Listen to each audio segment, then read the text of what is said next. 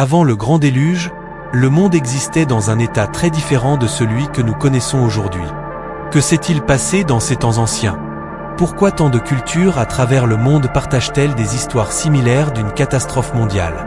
La Bible nous donne un aperçu de ce monde, une époque où l'humanité s'est beaucoup écartée du chemin de Dieu et où la corruption s'est répandue comme une traînée de poudre.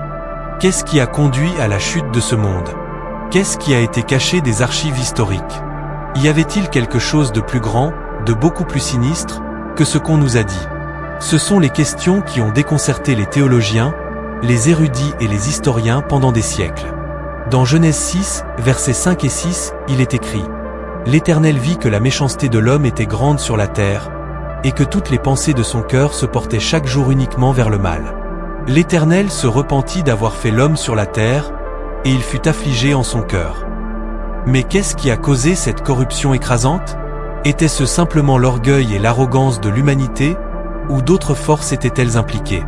L'histoire des anges déchus éclaire ce qui a pu réellement se produire. La Bible parle de ces êtres, appelés les fils de Dieu, qui sont descendus sur la terre et se sont mêlés aux femmes humaines, donnant naissance à une race de géants connus sous le nom de Néphilim. Dans Genèse 6, verset 4, il est écrit: « Les géants étaient sur la terre en ces temps-là, après que les fils de Dieu furent venus vers les filles des hommes, et qu'elles leur eurent donné des enfants. Ce sont ces héros qui furent fameux dans l'Antiquité. » Ces Néphilim n'étaient pas des hommes ordinaires. Ils étaient géants en stature et en pouvoir, mais ils étaient aussi remplis de connaissances transmises par les anges déchus. Ces connaissances, à la fois mystiques et dangereuses, ont encore plus corrompu l'humanité, conduisant à la violence, à l'immoralité et à la rébellion contre Dieu.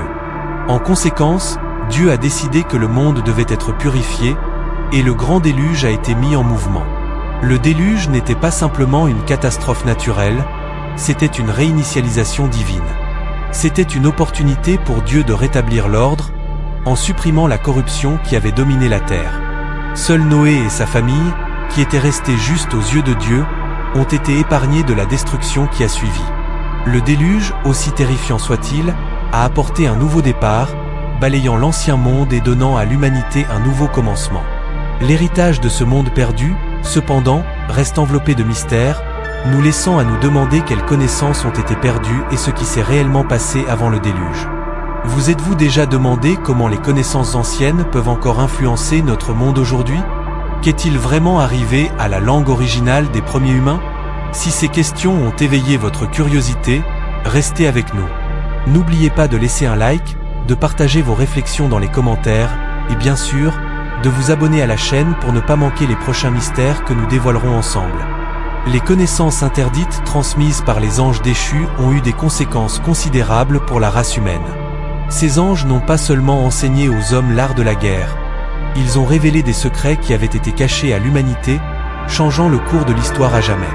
Ces connaissances comprenaient la forge d'armes, la fabrication de bijoux et même l'art de la cosmétique.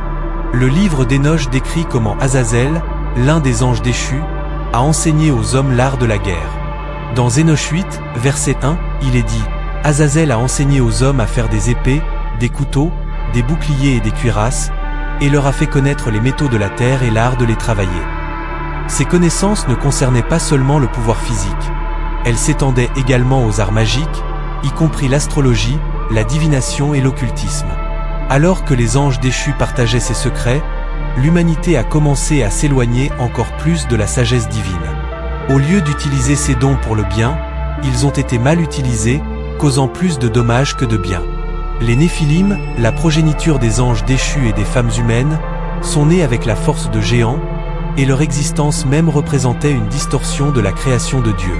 Ces êtres étaient puissants et terrifiants, mais ils portaient aussi le fardeau de la connaissance interdite.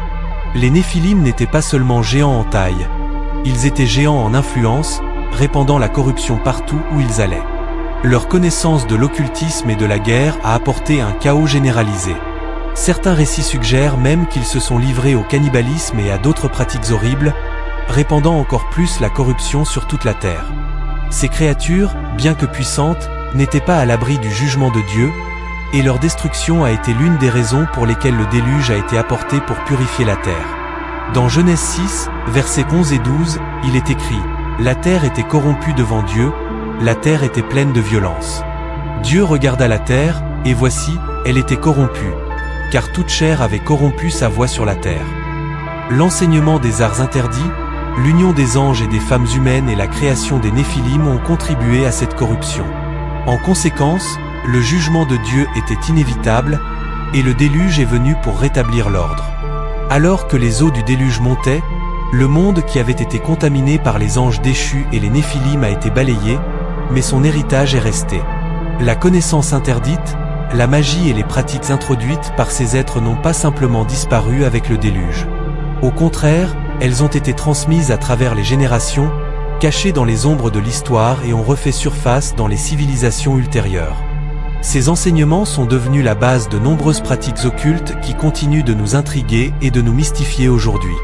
Enoch, un homme juste qui a vécu avant le déluge, a prophétisé le jugement à venir. Dans Jude 1, versets 14 et 15, il est écrit « Voici, le Seigneur est venu avec ses saintes myriades, pour exercer un jugement contre tous, et pour condamner tous les impies à cause de toutes les œuvres d'impiété qu'ils ont commises et à cause de toutes les paroles dures qu'ont proférées contre lui des pécheurs impies. » Cette prophétie ne concernait pas seulement le déluge, mais elle annonçait un jugement final qui viendrait lorsque le monde s'éloignerait à nouveau de Dieu. Le déluge était un avertissement à l'humanité sur les dangers de s'écarter du chemin de Dieu. Alors que Noé et sa famille ont été sauvés, le reste du monde a péri, un rappel sévère que le péché mène à la destruction.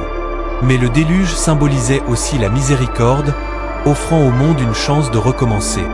Même après le déluge, la connaissance donnée par les anges déchus est restée une tentation, et l'humanité a continué à lutter avec l'héritage du monde antique.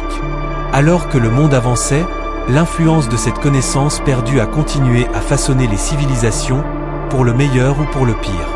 La question demeure, l'humanité apprendra-t-elle des erreurs du passé ou retomberons-nous dans les mêmes pièges qui ont conduit à la destruction du monde avant le déluge?